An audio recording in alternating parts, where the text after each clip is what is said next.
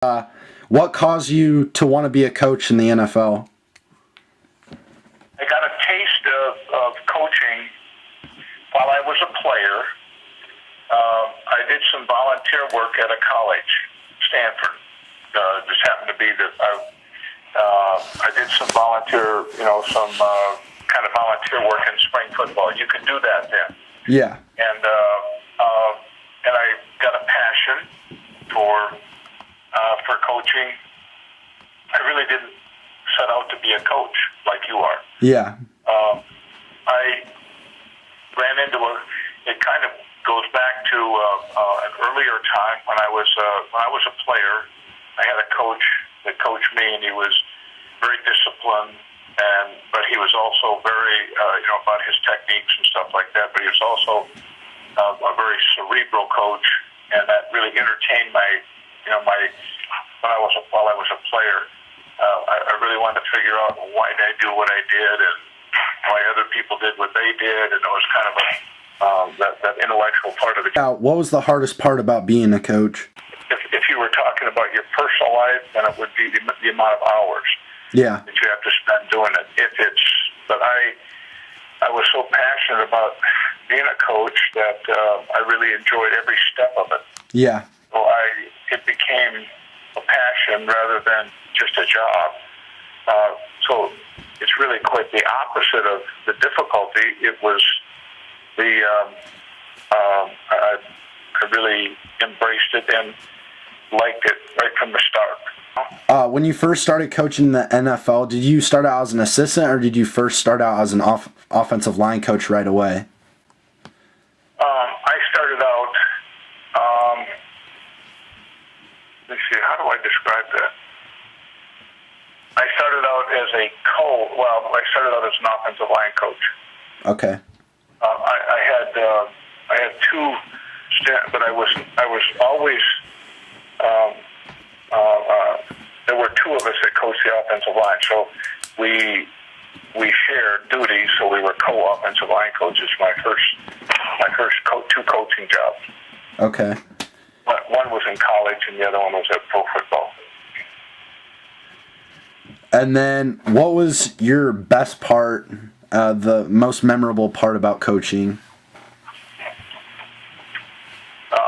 Relationships with people. I know that's kind of vague, but that's exactly.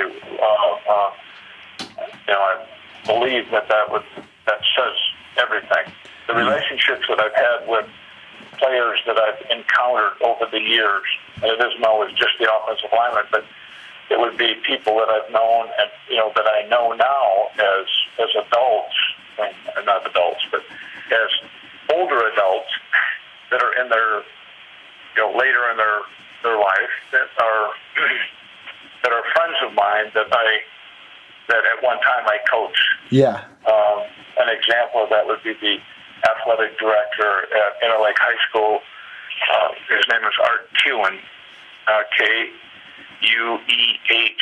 I believe. Kewen, yeah, Kewen, Kuehn.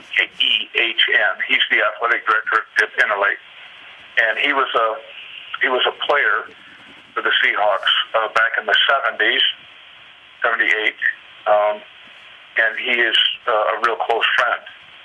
That relationship, those kinds of relationships, and I have a number of them from that era.